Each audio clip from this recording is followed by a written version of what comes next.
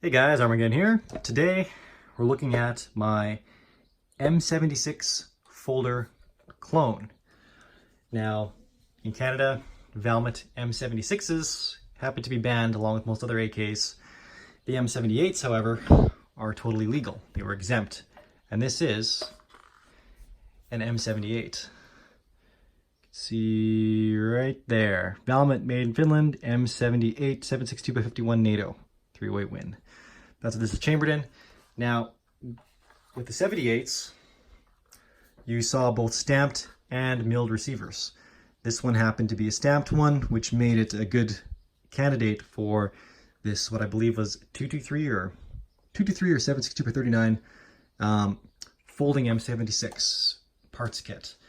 So this would have come off of a demilled parts kit out of the States, or in Canada, perhaps someone that had an M76 that was banned. They chose, instead of giving the whole rifle up,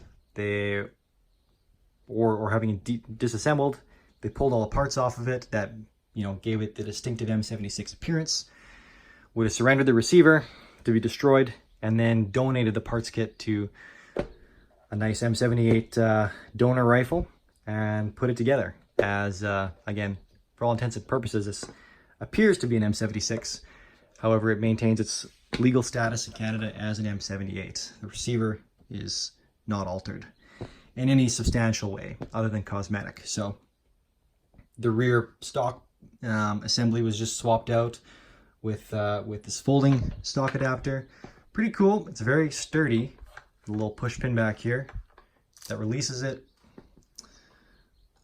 Don't mind the blue goop, whatever that tape was in there. There's a little retaining latch up front here. This just captures the stock, kind of like an AK-74U, something kind of like that.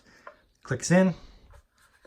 This is an M76 front sight post and gas block. You have your M76 style flash hider. See, on the M78s, there'd be your sight on here. Instead, on the M76, or the M78s rather, would be incorporated with the front sight and the muzzle device. M76s, it was on top of the gas port, gas block. This still maintains the ability to put the Fisker's bayonet on, just like that. And I guess just for modeling it really quickly, I'll pop that off.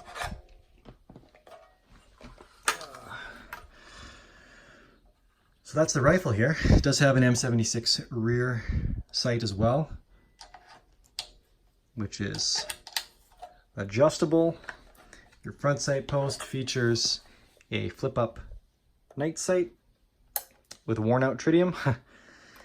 And what else? Oh, this is kind of neat as well. So the rear sight flips forward all the way, and again features white dots, which I believe at one time glowed to give you 3 glowing dots, which would have been used for nighttime shooting or low light scenarios. Kind of neat. So from what I understand, there never was a stamped receiver M76 with a folder. There was only a milled one, and that appeared slightly different. Instead, the 223 and the 762x39 models featured this stamped stock. So it isn't quite a true clone in the sense that there never was this rifle. At least I don't believe there was. I haven't seen a picture of it. It's possible there were some for the factory. Again, none of these were large batch guns, and it seemed like Valmet made quite an array of models and variations of the models. So, but I haven't seen one. I was told by one collector that that was the case. Nonetheless, this is a pretty gorgeous example. It was professionally done by a gunsmith shop in Canada that was quite skilled with these, and I'm happy to have it in my collection for now. So a couple other unique things with this that you won't see on the other ones. There is a sling mount into the pistol grip here that was unique to the M76s, and again this little clasp up here, another sling loop up on the gas block. This magazine here is an aftermarket magazine, pinned to 5, but this would have been, I think the company was called MCP. You'll see they did kind of hybrid magazines like this where they welded two bodies together to give you a larger capacity. They did these lots with, you'll see on the HK-G3s, possibly the semi rifles. I know I've seen these before. Even Galils, there were some that they did for Galils as well, 308s. But this one might have actually been even a Galil one that was, I believe, filed down to fit in these. I got this from the previous owner of this rifle, and I believe that's what he said about it. But for me, it's just for looks. Again, it's pinned to 5 in Canada, so really anything over 5 is just for aesthetic purposes. This would have been what the rifle would have come with. This is just a standard Valmet 20-round mag.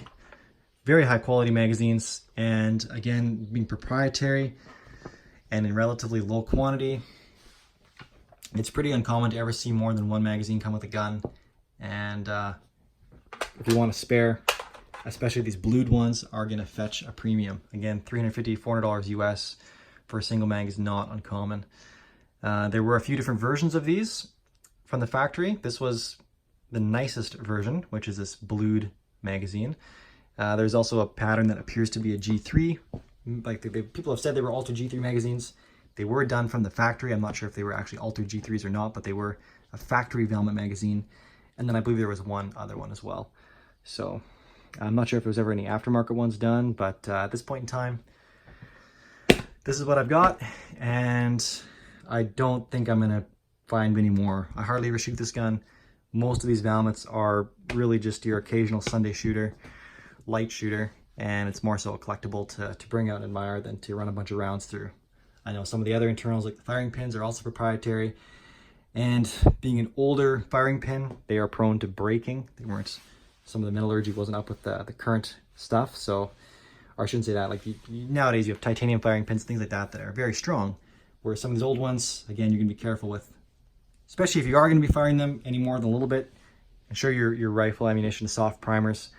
I've heard a number of guys saying they're running a surplus ammunition of some sort, even a quality surplus. Surpluses tend to have harder primers on them to defend against light primer strikes, or sorry, being gone off by soft primers for just a safety of the military. But some of those hard primers can break the firing pins on these guys. So just something to be aware of. Anyways, hope you enjoyed this. This again is my Valmet M78 stamped receiver with a 76 folding parts kit.